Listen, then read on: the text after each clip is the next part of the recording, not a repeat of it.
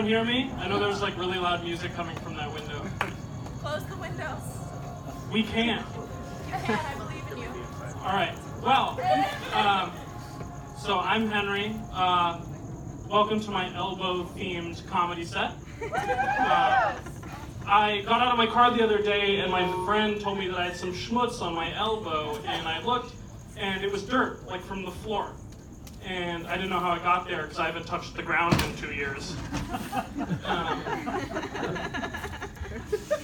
Recently, we've started doing meditation at work, a morning meditation. It's 1 minute long. I am a fan of it. I'm woke. I like hippie shit. It's great. But I actually think that meditation is fat-phobic, and I'll tell you why. We start off with the breathing. You breathe in with your nose, a big breath, like that, and then a loud exhale. They say like this, ah, like that. I don't know how to exhale loudly without actually just making a noise with my mouth. But you also start, if you want to ground yourself at the beginning of the day, you start with your hands down. If you want to invite energy in, you go with your hands up. You can also put your hand on your shoulders, behind your back, do the Macarena, you know. Yeah. I almost fell down just there. But the worst part of the morning meditation is the body scan, which is like a DIY MRI. You start from the top of your body and you go down, and you're supposed to, see how each part of your body feels as you go. You're not supposed to have any judgment about how you feel, and you're supposed to let it go at the end. But for me, it's kind of arresting because I start and, God, my dandruff is really bad today. I hope I'm not. Am I wearing a black shirt? I am. Oh, my chin. Fuck. Okay. Oh, my underboob sweat is really bad. It's really hot out. Oh, is my ass crack showing? It's one of these chairs that has a hole in the ass crack spot. Oh God, I still have swamp ass from the walk over. It's not even that hot out. Fuck. Oh shit, my eczema on the back of my knees is terrible. Good thing I have weight in my desk. So it's really fat-phobic. It's fucked up. So I have a lot of physical issues. Thank you. That was my first try ever at physical comedy. Thank you. But my elbows are really dry, like really dry, like sandpaper, very rough. They hurt people when you touch it. When they touch my elbows, I get really emotional about it. I get most stressed out about it when I'm at like a place where there's a lot of people in a crowded area, like at a concert. So, people brushing up, they're gonna think I'm like trying to knife them or whatever. I'm gonna go to jail for assault with a deadly weapon. So I keep my arms up like, fuck. I keep my arms up like this, but it kind of always looks like I'm just trying to fight all the time, no matter what concert I'm at. So, Mumford & Sons concert, I'm still, tremble, little lion man, you I had a couple friends recently who said that they wanted to nominate me for Queer Eye, which I hadn't seen yet, so I wasn't offended at all. But I watched the show, and geez, it's a really mean thing to say. I thought that Queer Eye was just about, taking guys and redoing their wardrobe, giving them a shave, teaching them to express what's within them. That's always been latent underneath. But when I found out that it was about, completely reinventing pathetic men from the core outward, it really hit me that that's how my friends see me. If we're right guys, there's there's a guy who eats DiGiorno pizzas, Totino's pizza rolls, bagel bites. They don't throw out their trash. Rats come up. Their house is disgusting. There's another guy who would fuck his wife on the couch every day, but then she left him, so now he jerks off on the couch in his sweat of his own cum and sweat, in a pool of it. And then worse, there was a guy who was a cop. And that was a cop joke. Didn't land. It was a pro-cop crowd. Get out of town. But no, I'm not gross enough for Queer Eye, I don't think. But I think there is room to improve. I've been flossing more recently. My dentist says that I have a bit of gingivitis, but who doesn't, right? But I'm only 21, but I've, as I realized that things that as I realize that I have many chronic conditions and things that I've always been bothered by have names and are actual conditions, my morning routine has gotten really long.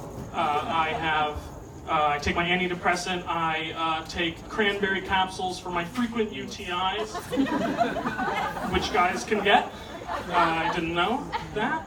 I take allergy medication so I can breathe when I go outside. I have 2 different ointments, one for my eczema, which I mentioned earlier, and the other is to prevent athlete's foot from coming back from the one time I set foot in the lake. Sick. I think the millennials get a lot of shit. And a lot of it's not fair. They say that we're killing big box stores like Sears because we're too lazy to get off the couch. They say we're killing the diamond industry, but it's really just because we're all racked with student debt. But the one that really annoys me is the texting while driving. They say we're killing ourselves by texting while driving. But really, the only time millennials are on their phones when they're driving is either to quickly switch a song, quickly change a map, or like frantically try and turn off the noise when their porn comes up on the Bluetooth by accident. Your mom's in the car. That didn't happen, but it did happen with your son, Randy. Jonah was in the car. It was really embarrassing. But that's some crowd work.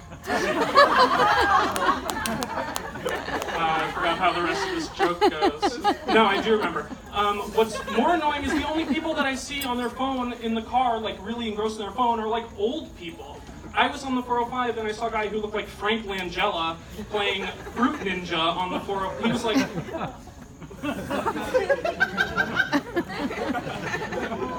And then he crashed. It sucks. But, so texting on the phone, texting in the car is illegal, but not eating in the car. I once pulled up next to a cop with 2 hands on a Chipotle burrito, half chicken, half steak, fajitas, corn, and guac. I know it's extra. And I pulled up next to a cop and I looked at him and was like, what the fuck are you gonna do, dude? Like, I'm not touching the wheel, I'm driving with my knee.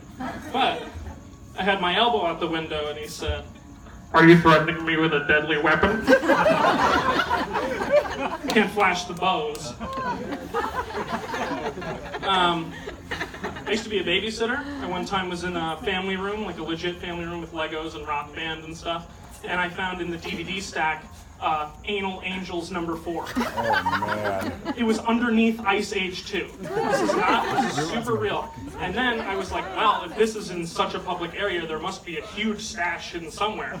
So I went through looking through all the drawers, all the cabinets, under beds. I was totally, like, you know, violating privacy.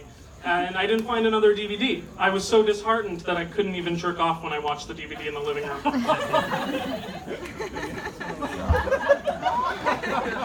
I'm not proud of that, but I did.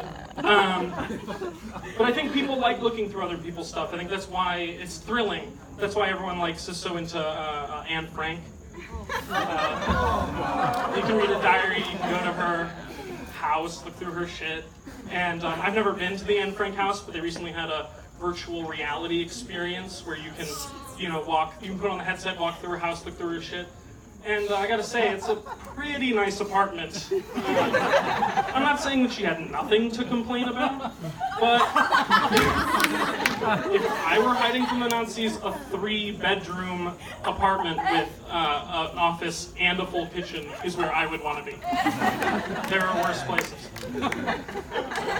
I have one more joke. I'm pretty methodical when I'm dating people. I have a rule that within the first 3 dates, I have to go see a movie. And that is because I need to see if they use their phone during a movie.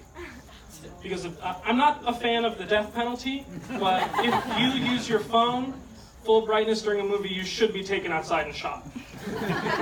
And I mean that so strongly. Yeah, hell yeah, dude. So I made this rule because I was dating a girl for like 6 months and we had never actually seen a movie before. And then the first movie that we saw together in theaters was Get Out, which has anyone not seen it? Can I like spoil a bit of it? Does anyone mind? That's cool. I was gonna do it anyways. But, so, there's a scene at the end. It's the climax of the movie.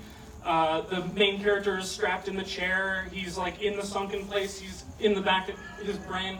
He's under the medication and the hypnosis. Is the white creepy nurse man gonna come in? Is he gonna stab him?